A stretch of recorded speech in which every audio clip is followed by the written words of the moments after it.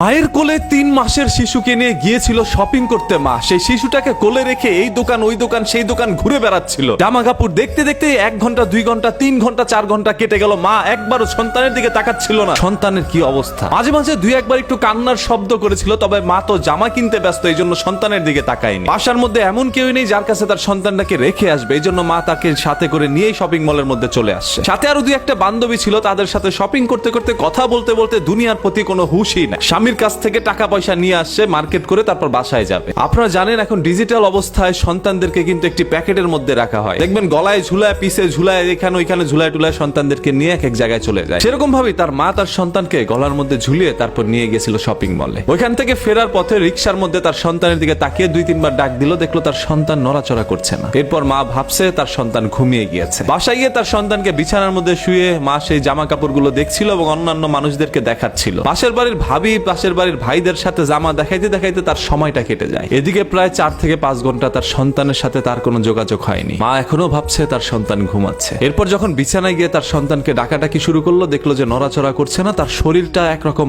ঠান্ডা হয়ে আছে, যেন মনেই হচ্ছে ফ্রিজ থেকে কোনো বরফ নিয়ে আসছে। যখন হাত দিয়ে দেখলো শরীর এত ঠান্ডা, তখন মার ভিতর থেকে একরকম কাঁপুনি দিয়ে উঠে। মার আর বোঝার বাকি নেই সন্তান এই পৃথিবীতে নেই। সেই সন্তান সেই শপিং মলে থাকা অবস্থায় এই দুনিয়া থেকে চলে গিয়েছিল। তার কাছে তার শপিংটাই বড় হয়ে গিয়েছিল। সেই শপিং করা অবস্থায় তীব্র গরমের মধ্যে তার সন্তান যে সেই গরমটা সহ্য করতে পারেনি, সেদিকে একটুও খেয়াল নেই। হয়তোবা সে ব্যাগের মধ্যে ছটফট করে সেই সন্তানটা কান্নাকাটি করেছিল, মা মা বলে ডাকছিল, তবে তার মা তো শপিং করতে ব্যস্ত। মার একটুও মনে নাই। ভাই, এরকমই একটি ঘটনা আমাদের বাংলাদেশে ঘটে গিয়েছে। যে ঘটনাটি শোনার পরে বা দেখার পরে ভাই একদম ভিতর থেকে চিৎকার বেরোচ্ছিল। এখন পর্যন্ত মা বাবারা কতটা বেখেয়ালি, তারা তাদের সন্তানদের প্রতি একটুও খেয়াল দিচ্ছে না। আপনি আপনার 3-4 মাসের সন্তানকে নিয়ে যে শপিং মলের মধ্যে গেলেন এবং পোটলার মধ্যে রেখে দিলেন, এটা কি কখনো একজন মায়ের কাজ করলেন? যদি বাসার মধ্যে এমন কেউ না থাকে তাকে রাখার, তাহলে আপনি শপিং মলে যাবেন না, দরকার হলে শপিং করবেন না। বা আপনার হাজবেন্ড রয়েছিল, হাজবেন্ডকে দিয়ে কিনাইতে পারতেন। হাজবেন্ডের জন্য বাজেট রাখছেন 5 থেকে 6 হাজার টাকা, নিজের জন্য বাজেট করছেন 1 থেকে 2 লক্ষ টাকা। সেই বেটা সারা জীবন কামায় আপনার জন্য এই মূলধনটা অবশিষ্ট রেখেছিল যে ঈদের আগে তো শপিং করে দিতে হবে, নাহলে বউ তো থাকবে না, চলে যাবে পাশের বাড়ির ভাইয়ের সাথে। এখন ভাইদেরও তো ভাই টাকা পয়সা জ্বালাইছে, অন্যের বউ ভাগায় নেওয়ার জন্য যত টাকা লাগে ইনভেস্ট করে তারা। আর এই সুযোগে পরকীয়ার প্রেম যেন উতলায় পড়ছে সমাজের মধ্যে। আজকে কি দোষ ছিল